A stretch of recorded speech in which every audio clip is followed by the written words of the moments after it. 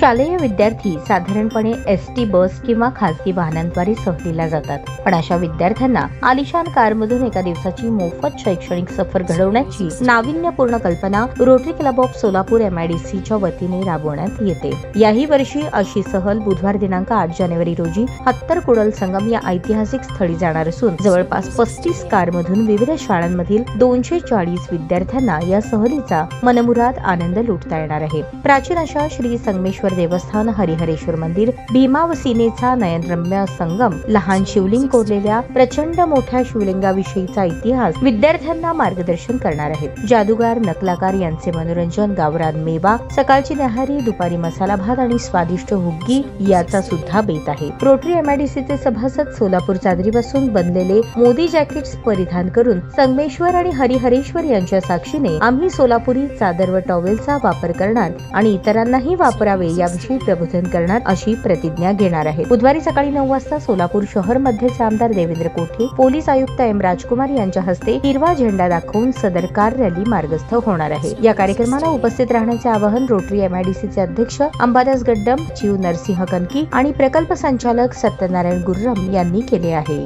ताज्या बातम्या पाहण्यासाठी प्राईम मीडिया न्यूज चॅनलला सबस्क्राइब करा आणि बेल आयकॉन प्रेस करा।